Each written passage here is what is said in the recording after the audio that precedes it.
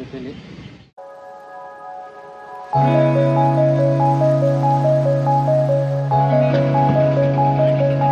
So 5 ticket.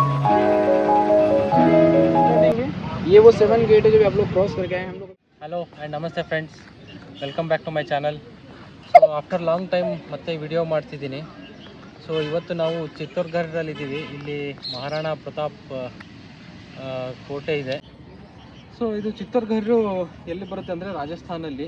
ಚಿತ್ತೋರ್ಗಢ famous ಅಂದರೆ ಭಕ್ತಿ ಮತ್ತು ಶಕ್ತಿ, ಮಹಾರಾಣಾ ಪ್ರತಾಪ್ ಶಕ್ತಿ ಭಕ್ತಿ ಅಂದರೆ, ಮತ್ತು ಇಲ್ಲಿ ತುಂಬ ದೇವಸ್ಥಾನಗಳಿದೆ. ಸೊ ಅದೆಲ್ಲ ಗೈಡ್ ಹತ್ರ ಕೇಳ್ಕೊಳ್ಳೋಣ ಏನೇನಂತ. ಸೊ ಇವಾಗ ನಾವು ಫುಲ್ಲು ಫ್ಯಾಮಿಲಿ ಬಂದಿದ್ದೀವಿ. ನಕುಲು ಇದ್ದಾನೆ ಜೊತೆಲಿ. So as my channel name is Nakul the traveller. So ಇವನಿಗೂ ರಾಜಸ್ಥಾನಿಗೆ ಕರ್ಕೊಂಡು ಬಂದಿದ್ದೀನಿ. ಪಾಪ ಇಲ್ಲಿ ತುಂಬ ಬಿಸಿಲಿದೆ, ಅವನಿಗೆ ಅಡ್ಜಸ್ಟ್ ಆಗ್ತಿಲ್ಲ, ಬಟ್ ಆದರೂ ನಮ್ಮ ಜೊತೆ ಬರ್ತಿದ್ದಾನೆ. ಬನ್ನಿ ನೋಡ್ಕೊಂಡು.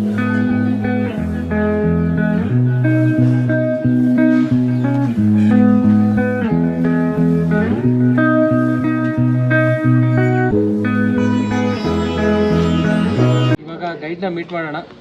ಸೊ ಇಲ್ಲೇ ಇದ್ದಾರೆ ಗೈಡು. हाँ भाई, आपका नाम क्या है? वैष्णव नाम है सर, रोड के अंदर ही रहते हैं. तो यहाँ पे क्या क्या चीज़ है देखने में और क्या क्या एक्सप्लेन करोगे? इसके अंदर 11 पॉइंट है. पूरे फोर्ट को विजिट करने में कम से कम 2 आवर्स का टाइम लगता है. पूरे फोर्ट में गाड़ी राउंड करता है. 11 किलोमीटर का फोर्ट का रोड बना है पूरा. एवरी मिनट्स के बाद पार्किंग है, तो गाड़ी पार्क करके इस गाड़ी में बैठ के ही जाना है. पूरे फोर्ट के बारे में, हर पॉइंट के बारे में आपको एक्सप्लेन करूँगा कि किस टाइम पे क्या हुआ था, किस टाइम पे क्या हुआ था. 54 राजाओं ने राज किया, किस राजा ने क्या बनवाया, किस राजा ने क्या बनवाया, वो सारी चीज़ें मैं आपको इस फोर्ट के बारे में एक्सप्लेन करूँगा. ठीक है, फिर चलो देखते हैं. दिखाओ. कम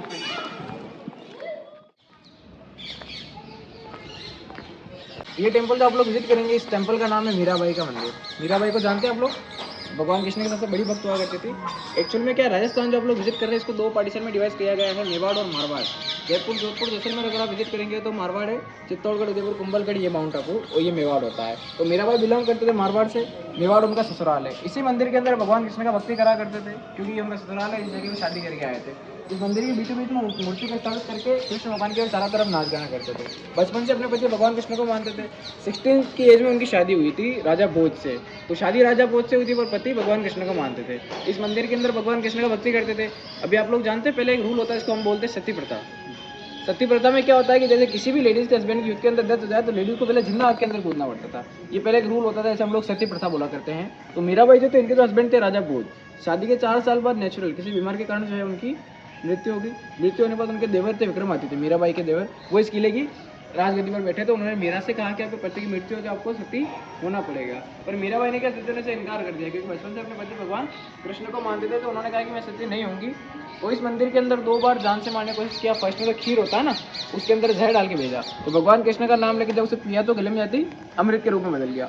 दूसरी बार एक फूलों की टोकरी थी, उसके अंदर काला सांप डाल के भेजा. मीराबाई ने फूल भगवान कृष्ण के चरणों में चढ़ा, जिससे वो गले में जाती फूलों के हार में कन्वर्ट हो गया. मीराबाई को इस मंदिर के अंदर कहीं परेशान किया गया, तो उन्होंने क्या किया, इस किले को श्राप दिया. क्या कि आने वाली टाइम की यहाँ की जो लेडीज़ है वो ससुराल में सुखी नहीं रह पाएगी. जैसे आप फोर्ट जो विजिट करने आए ना, इसमें आज भी 4 से 5 हज़ार लोग स्टे करते हैं. उनमें 80% जो लेडीज़ है उनके ऊपर श्राप चलता है. मतलब ये किला जो है श्रापित है. इस मंदिर के अंदर जो मेन भगवान कृष्ण का मूर्ति स्थापित था, उसे अपने हाथों में उठाया, वॉक करते हुए 4 धाम की यात्रा करी. सबसे लास्ट में गए गुजरात के अंदर द्वारिकाधीश का मंदिर है. उस मंदिर के अंदर मीराबाई को जाते हुए सभी ने जगह पर आते हुए किसी ने नहीं देखा.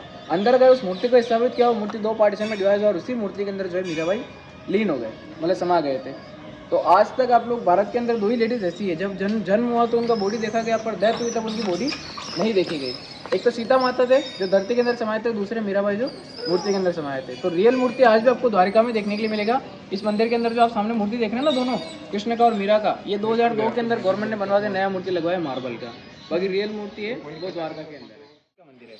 उधर का कॉपी करके इसका आर्किटेक्चर बनाया गया है. इसी टेंपल के बैक साइड से ऊपर का आर्किटेक्चर देखेंगे तो उड़ीसा के अंदर जगन्नाथपुरी का मंदिर है. उधर का कॉपी करके इस मंदिर का आर्किटेक्चर बनाया गया है. इस तरीके से पूरे किले के अंदर जो 113 मंदिर है, उन सभी मंदिरों में सबसे बड़ा मंदिर आप लोगों के सामने बना हुआ है. मंदिर को बनवाया गया था 8th सेंचुरी के अंदर, आज से करीबन 1200 साल पहले. फर्स्ट टाइम जब मंदिर बना तो विष्णु भगवान जो होते हैं ना, उनके 10 अवतार होते हैं. उनमें से उनका जो तीसरा अवतार होता है वरा अवतार, उसको डेडिकेट करते हुए इस मंदिर का निर्माण करवाया. 1303 के अंदर जब रानी पद्मिनी को पाने के लिए अलाउद्दीन खिलजी ने फोर्ट के अंदर अटैक करा, तो अलाउद्दीन खिलजी मूवमेंट था और मंदिर सारे हिंदुओं के थे. हिंदुओं के अंदर प्रथा होती है कि खंडित मूर्ति की पूजा नहीं की जाती है. तो 113 में से अधिकांश मंदिर अलाउद्दीन खिलजी के अटैक में डैमेज कर दिए गए. तो सामने आप लोग जो मंदिर देखे, इसको अलाउद्दीन खिलजी के अटैक में खंडित कर दिया गया. महाराणा प्रताप के ग्रैंडफादर राणा कुंभा उन्होंने इस टेम्पल का सेकंड टाइम रिपेयर करवाने के बाद उस मूर्ति को हटवाया, राधा कृष्ण बलराम का मूर्ति बैठाया। उसके बाद उन्होंने इस मंदिर को अपना नाम दिया कुंभ श्याम। कुंभ पे राणा कुंभ और शाम पे कृष्ण भगवान। उधर सामने ब्लैक स्टोन में एक मूर्ति आप लोगों को विजिट करने के लिए मिलेगी, वो गरुड़ की मूर्ति, जो विष्णु का सवारी होता है ना, गरुड़ ईगल, उसका मूर्ति है, आपको देखने के लिए मिलेगा। तो ये आप लोग दोनों मंदिरों को विजिट करिए, फोटो वगैरह क्लिक करिए, फिर हम गाड़ी में बैठ के नेक्स्ट पॉइंट पे चलेंगे।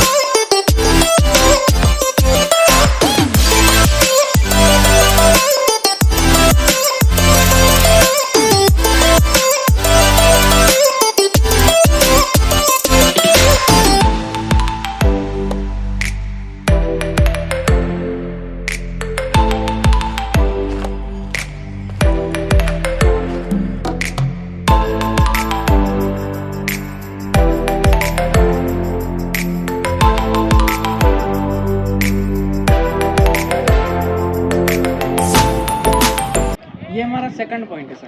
सामने आप जो टावर देखते थे, इस टावर ऑफ विक्ट्री, इसको विजय स्तंभ बोला जाता है हिंदी में। 1448 के अंदर महाराणा प्रताप के ग्रैंडफादर राणा कुंभा बैटल लड़ने के लिए गए थे मालवा एंड गुजरात। दो स्टेट के दो मुगलों से अकेले राजा ने पर विजय किया। इसकी खुशी में बना, इसलिए इसका नाम रखा गया विजय स्तंभ। इस टावर को उस टाइम में बनने में 10 साल का वक्त लगा था और 90 लाख रुपए का इस टावर को बनाने में खर्चा आया था। 1448 के अंदर टावर का काम शुरू हुआ था। 1458 में टावर बनके कंप्लीट खड़ा हो गया। 122 फीट इसका हाइट है। 157 स्टेप बने हुए ऊपर तक जाने के लिए।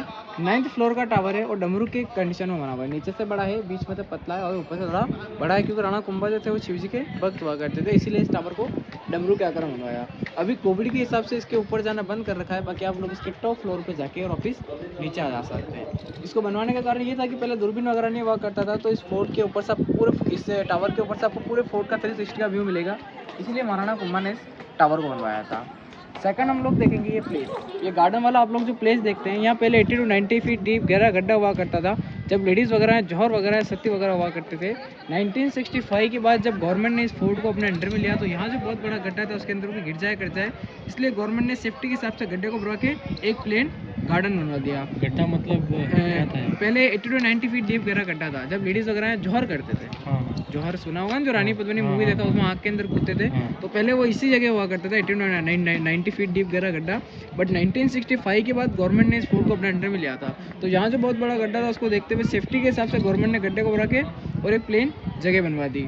इस गार्डन के अंदर देखिए एक हवन कुंड बना हुआ है, छोटा सा हवन कुंड है। इसमें अगर आप लोग कभी भी उदयपुर जाएँ तो उदयपुर के अंदर एक सिटी पैलेस बना हुआ है। सिटी पैलेस के अंदर यहाँ की रॉयल फैमिली रहती है, तो वो लोग क्या करते हैं, एक साल में एक बार होली के 11 दिन बाद एकादशी आती है, तो वो लोग इस फोर्ट के ऊपर आते हैं और पहले जो लेडीज़ वगैरह जौहर वगैरह सत्य वगैरह हुआ करते थे ना, उन लेडीज़ों की आत्मा को शांति देने के लिए हर साल में एक बार इस हवन कुंड के अंदर हवन किया जाता है ना। ये उस टाइम का शमशान हो गया, क्योंकि बॉडी जलता था यहाँ पर, तो शमशान के पास में आप लोग कभी भी जाइए तो आपको दो चीज़ हमेशा नोटिस करने के लिए मिलती है। एक तो इस गार्डन के जस्ट बीच में लगा हुआ है पीपल का पेड़, और दूसरा इस प्लेस में 3 से 4 मंदिर हम लोग विजिट करेंगे, सभी भोलेनाथ के मंदिर हैं। तो ये दो चीज़ आप कभी भी शमशान के पास में जाइए तो आपको ये दो चीज़ हमेशा शमशान के पास में नोटिस करने के लिए मिलेगी, है ना।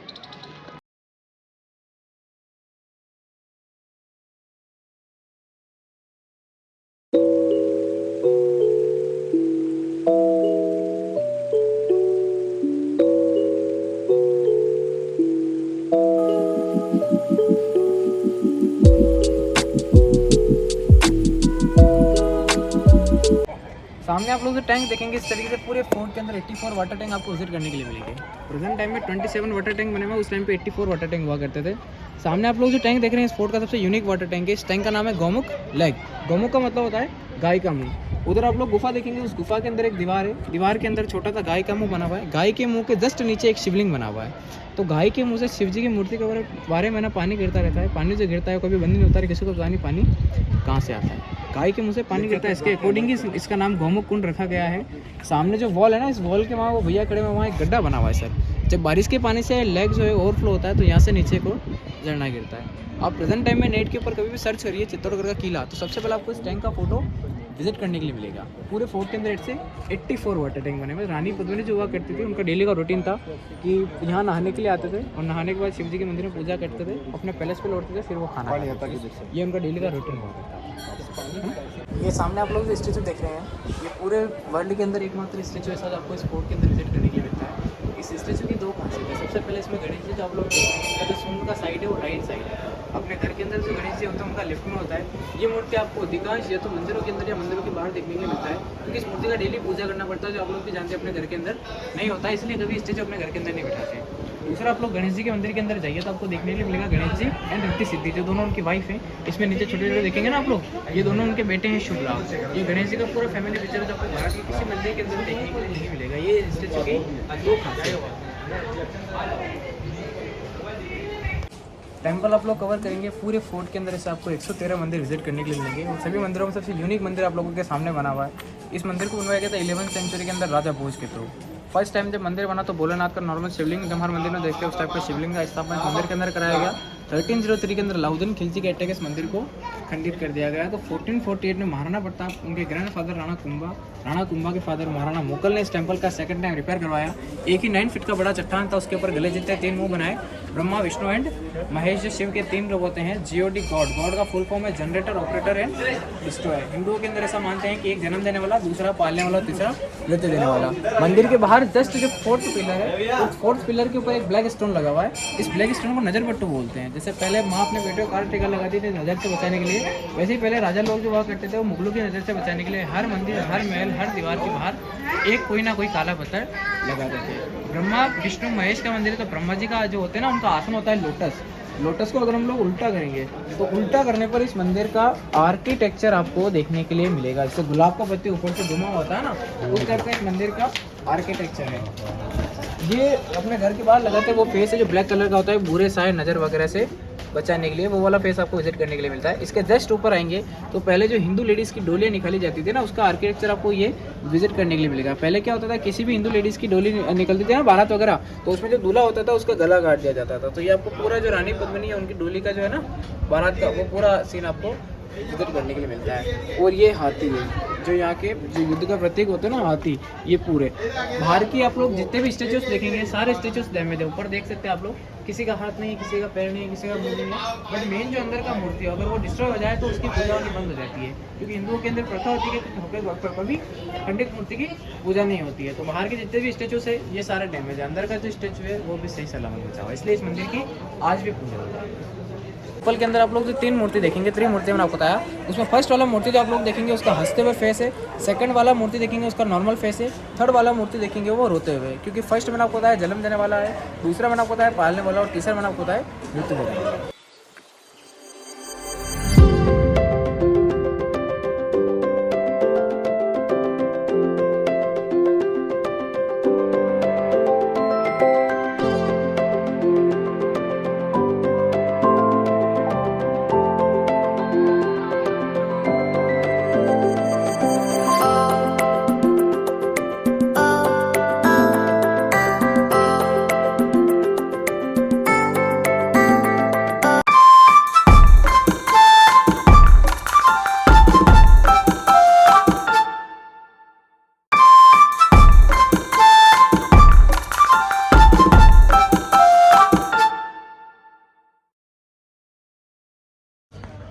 ये इस फोर्ट का सत्य गेट है। पहले जो लेडीज़ वगैरह जौहर वगैरह सत्य वगैरह हुआ करते थे, वो सारी लेडीज़ जो है इसी गेट में से एंट्री लेती थी। रानी पद्मिनी का भी जो आप लोगों ने मूवी देखा ना, उसका स्टोरी पूरा इधर का है, शूटिंग सारा बाहर का है, क्योंकि इस फोर्ट के अंदर शूटिंग का परमिशन नहीं मिलता है।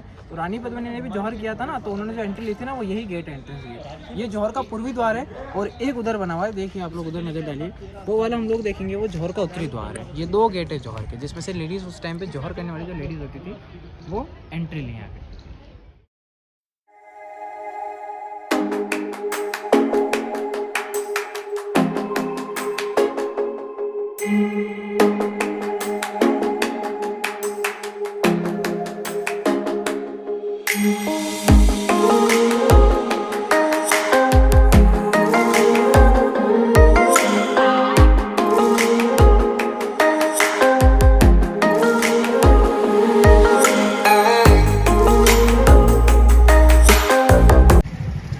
सामने आप लोग देखते हैं, ये रानी पद्मिनी का समर पैलेस है। समर पैलेस इसलिए बोलते हैं क्योंकि इस पूरे प्लेस में पानी भरा हुआ रहता है। और पहले क्या होता था, गर्मियों का टाइम होता था तो पंखे कूलर एसी वगैरह नहीं होते थे, तो पानी के अकॉर्डिंग इस पैलेस के अंदर ठंडक रहता था, इसीलिए इसको समर पैलेस बोला जाता है।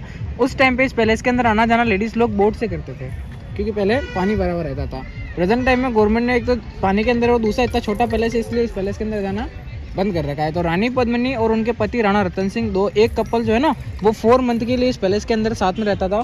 बाकी टाइम के लिए रानी पद्मिनी इधर आ जाते थे और राणा रतन सिंह उधर चले जाते थे, क्योंकि प्रेजेंट टाइम में घूंघट पड़ता होती है, पहले पर्दा होती थी। तो एक हस्बैंड की लेडीज़ दूसरे मर्द के सामने नहीं आते थे, इसलिए लेडीज़ लोग अलग रहते थे और जेंट्स लोग अलग रहा करते थे। सामने आप लोग जो रूम देख रहे हैं, ये वो रूम है जहाँ से अलाउद्दीन खिलजी खड़ा हुआ था। अलाउद्दीन खिलजी को रानी पद्मिनी का चेहरा दिखाया था। मूवी देखा ना आप लोगों ने, उसमें बताया था ना अलाउद्दीन खिलजी को उनका चेहरा दिखाया था।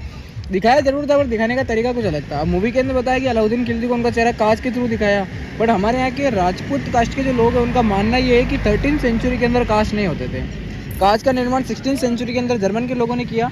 इसलिए ये जो रूम हम लोग देखेंगे, इस रूम के अंदर सेंट्रल गवर्नमेंट ने कांच लगवाए थे। तो हमारे यहाँ के राजपूत कास्ट के लोगों ने जब मूवी का विरोध किया, उस विरोध में इस रूम के अंदर जो कांच लगे हुए थे, उन सभी कांचों को तोड़ दिया गया। रियलिटी क्या है जो मैं आपको बताता हूँ। सामने आप लोग जो सीढ़ियाँ देख रहे हैं, उन पर रानी पद्मिनी बैठे हुए थे, उनका रिफ्लेक्शन पड़ा पानी के अंदर, है ना। पानी भी कांच जैसा साफ पानी हुआ करता था, अभी तो गंदा बारिश का पानी भरा हुआ है।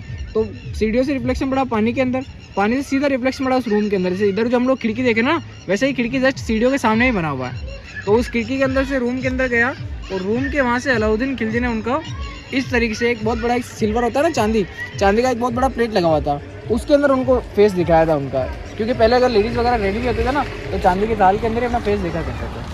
तो इस रूम के अंदर कांच थे, उन कांच को 2018 के अंदर जो मूवी का विरोध हुआ, उस विरोध में इस रूम के अंदर जो कांच लगे हुए थे, उन सभी कांचों को तोड़ दिया गया। बाकी रियलिटी ये है कि चांदी की थाल के थ्रू उनको उनका फेस दिखाया गया था उन सीढ़ियों के वहाँ से उस रूम के अंदर, है ना। ये रियलिटी। और वो जो है ना, वो सैनिकों और राजाओं के लिए पैलेस है। जो मैंने आपको बताया ना, 4 मंथ तो साथ में रहते थे और बाकी टाइम लेडीज़ लोग अलग रहते थे और जेंट्स लोग अलग रहते थे। तो जेंट्स लोगों का वो है, लेडीज़ लोगों का ये है। प्रेजेंट टाइम में अलाउद्दीन खिलजी के अटैक में सबसे ज़्यादा इसी पैलेस को डैमेज किया गया। तो इस पूरे पैलेस को सेकंड टाइम गवर्नमेंट ने नया बनवाया है। तो इसके अंदर ही प्रेजेंट टाइम में सिर्फ गार्डन बना हुआ है, जिसमें आप लोग जाके फोटो सेशन वगैरह कर सकते हैं।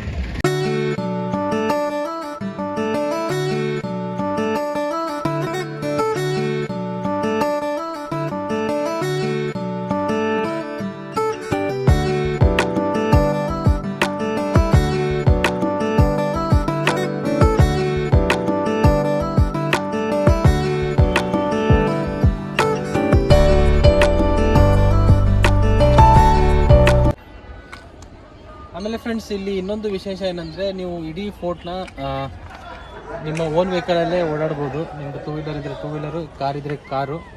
ಸೊ ಪರ್ ಪರ್ಸನ್ನು ಎಂಟ್ರಿ 40 ರೂಪೀಸ್ ಇದೆ. ಆಮೇಲೆ ಕಾರ್ ಪಾರ್ಕಿಂಗ್ಗೆ 35 ರೂಪಾಯಿ ಇದೆ, 2 ವೀಲರಿಗೆ 20 ರೂಪಾಯಿ ಇದೆ. ಸೊ ಇಡೀ ಫೋರ್ಟ್ನ ನೀವು ನಿಮ್ಮದು ಓನ್ ವೆಹಿಕಲಲ್ಲೇ ಓಡಾಡ್ಬೋದು. ನೀವು ಏನೂ ತಂದಿಲ್ಲ, ಬೈ ಬಸ್ ಏನಾದರೂ ಅಥವಾ ಟ್ರೈನ್ ಏನಾದರೂ ಬಂದಿದ್ದೀರಾ ಅಂದರೆ ರೆಂಟೆಡ್ ಆಟೋ ಸಿಗುತ್ತೆ. ಸೊ ನೀವು ಆಟೋನ ಹೈರ್ ಮಾಡ್ಕೋಬೋದು. ಮೊದಲಿಗೆ ಅವರು ಜಾಸ್ತಿ ಹೇಳ್ತಾರೆ, ಬಟ್ ನೀವು ಸ್ವಲ್ಪ ಬಾರ್ಗೇನ್ ಮಾಡಿ ಕಮ್ಮಿ ಮಾಡ್ಕೋಬೋದು.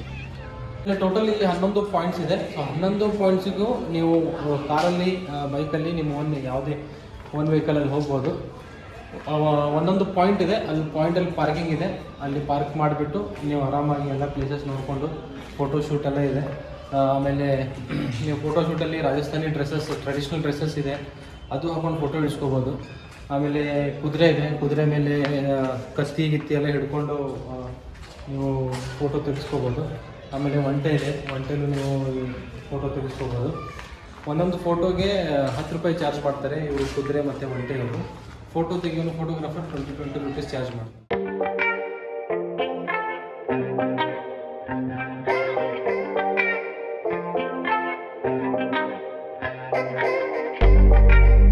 ತುಂಬ ಇಂಪಾರ್ಟೆಂಟ್ ಏನಂತಂದರೆ 2ನೇ ಪಾಯಿಂಟು, ವಿಜಯ ಸ್ತಂಭ ಹತ್ರ ತುಂಬ ನಾಯಿಗಳಿದೆ. ಸೊ ಸ್ವಲ್ಪ ಅದರಿಂದ ಹುಷಾರಾಗಿರಿ, ಏಕೆಂದರೆ ನಾವು ಹೋದಾಗ ಒಂದು 4-5 ಜನಕ್ಕೆ ಕಚ್ಚಿಬಿಟ್ಟಿದೆ ನಾಯಿ. ಸೊ ಅದನ್ನ ಸ್ವಲ್ಪ ಹುಷಾರಾಗಿ ನೋಡಿ. ಸೆಕೆಂಡ್ ಪಾಯಿಂಟ್ ವಿಜಯ ಸ್ತಂಭಲ್ಲಿ.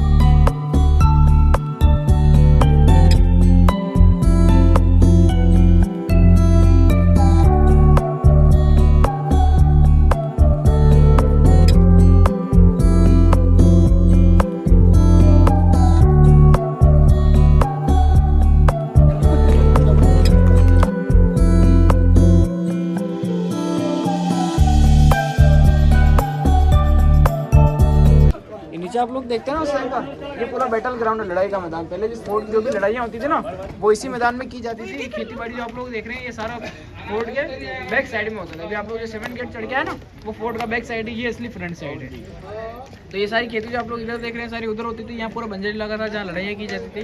पीछे वाला लंबा वाला आप जो पहाड़ी देखते हैं ना ये अरावली का पर्वत है। राजस्थान, मध्य प्रदेश और गुजरात इतनी बड़ी पहाड़ी है, तीनों में फैली हुई है अरावली की पहाड़ी। यहाँ का खास बात बताता हूँ आप लोगों को, देखिए सामने छोटा वाला फर्स्ट पहाड़ी अगर आप लोग देखेंगे इस व्हाइट बिल्डिंग के जस्ट पीछे, इस पहाड़ी को अगर हम लोग गौर करके देखेंगे ना तो ऐसा लगेगा कोई आदमी सोया हुआ है। आगे हेड है, फिर बॉडी है, फिर लेग है ना। ये नेचुरल पहाड़ी है, कुदरती किसी ने बनवाया नहीं है। पर हमारे के जो लोकल लोग हैं ना इस पहाड़ी को नाम दिया कुंभकर्ण। कुंभकर्ण के अंदर दिन भर सोते रहते हैं इसलिए लेटी हुई पहाड़ी का नाम दिया है कुंभकर्ण। अलाउद्दीन खिलजी की सेना इसी पहाड़ी के पीछे रुकी हुई थी 6 मंथ तक, 6 महीने तक। रुकने के बड़े कारण 3 थे। सबसे पहला तो ये कि किले पर ना जो लोग हैं जब इनका खाने पीने का सामान अगर खत्म हो जाएगा, नीचे सामान लेने के लिए जाएंगे तो उनको नीचे मार दिया जाएगा। दूसरा क्या, किले की जो आप लोग दीवारें देखेंगे, देखिए दीवार देखिए, इन दीवार में जो नीचे वाला जो होल है ना इसमें से उस टाइम पे गर्म तेल और गर्म पानी डाला जाता था, जिससे क्या होता था वॉल के ऊपर फिसलने जाता था और कोई चढ़ नहीं पाता था। तो इतना तेल कहाँ से लाते थे? जैसे इस फोर्ट के अंदर हम लोग देखेंगे ना तो 90% के अंदर सीताफल का खेती करते हैं। सीताफल जानते हैं, कस्टर्ड एप्पल जिसे हम लोग बोलते हैं। 90% के अंदर फोर्ट के अंदर इसी का खेती करते हैं। तो ऐसे यहाँ जितने सीताफल के पेड़ है ना उसी टाइप से इस कुंभकर्ण पहाड़ी के बैक साइड में व्हाइट चंदन के पेड़ का खेती करते हैं। तो व्हाइट चंदन के पेड़ होते थे पहले, तो उन्हीं में तेल निकलता था, इसीलिए वो लकड़ियाँ लाते थे फिर डालते थे तेल गर्म करके, तो उधर से लकड़ियाँ आनी बंद हो गई। तीसरा क्या, पहले डॉक्टर लोग नहीं होते थे, वैद्य लोग होते थे। तो जड़ी बूटी से हर चीज़ बनाई जाती थी। इस फोर्ट के अंदर जितनी जड़ी बूटी प्राप्त नहीं होती थी उतनी जड़ी बूटी सामने वाली पहाड़ी से लाई जाती थी। इन 3 बड़े कारणों से अलाउद्दीन खिलजी की सेना ने इस पहाड़ी को घेर के रखा था। ये इस फोर्ट का मेन गेट है। इस गेट का नाम है सूरज पोल। सूरज पोल इसलिए बोलते हैं क्योंकि पहले जितने भी राजा राजपूत राजा होते थे ना वो सभी सूर्यवंशी होते थे, तो सूरज भगवान की पूजा वगैरह करा करते थे। यहाँ से खड़े होकर पूजा करते थे, इसलिए इस गेट को सूरज पोल बोलते हैं। ईस्ट की साइड में 7 गेट बनवाने का कारण ये है कि पहले ब्लॉक नहीं होता था, गड़ी नहीं होता था पहले। तो इस फोर्ट का जो टाइमिंग है सूर्य के अकॉर्डिंग चलता था कि जब सूर्य उदय होता था तो किले को खोला जाता था, सूर्य अस्त पर वापस किले को बंद करते थे। आज भी आप लोग किसी भी किले को जाइए, वहाँ का टाइमिंग होता है कि 5 या 6 बजे फोर्ट को बंद कर देते हैं। पर आज भी इस फोर्ट का कोई टाइमिंग नहीं है। आज भी इस फोर्ट का टाइमिंग सूर्य के अकॉर्डिंग चलता है कि जब सूर्य उदय होता है तो किले को खोला जाता है, सूर्य अस्त पर इस किले को बंद करता है ना। 6 बजे सुबह सूर्य उदय हो जाता है तो 6 बजे खुल जाता है। अभी गर्मी का टाइम चल रहा है, 7:30 बजे सूर्य अस्त होता है, 7:30 बजे ये फोर्ट बंद होता है। दरवाजे को देखिए आप लोग, दरवाजे के ऊपर नुकीले किले लगा रखे हैं, ठीक है। तो नुकीले किले को कुछ बोला जाता है। पहले के टाइम पे क्या होता था, बड़े बड़े गेटों को आदमी लोग नहीं तोड़ पाते थे, हाथी का यूज करते थे। तो नुकीले किलों के अंदर पॉइजन लगा के रखते थे, जहर, कि जैसे हाथी मारेगा सूर्य के अंदर की ले जाएगा, अंदर पॉइजन लगेगा, हाथी मर जाएगा, है ना। तो उधर जो 7 गेट आप लोगों ने क्रॉस किया ना, उनको बनवाने के 2 बड़े कारण हैं। सबसे पहला तो इधर जो 7 गेट थे उसमें से एक और एक ही नीचे 2 ही गेट अभी तक बचे हुए हैं। इससे नीचे के 5 गेट जो है वो अलाउद्दीन खिलजी अटैक में डिस्ट्रॉय कर दिए गए, है ना। दूसरा कारण ये कि इधर आप देख सकते सीढ़ी वाला रास्ता बना हुआ स्टेप बाय स्टेप, क्योंकि पहले गाड़ियाँ नहीं होती थी। तो 1448 के बाद जब बैलगाड़ी घोड़ा गाड़ी वगैरह चलने लगा तो महाराणा कुंभन उधर 7 गेट बनवाए। बाकी उस टाइम का जो रियल गेट है ना एंट्रेंस, वो यही गेट है ना। ये पूरा बैटल ग्राउंड और मेन गेट हो गया।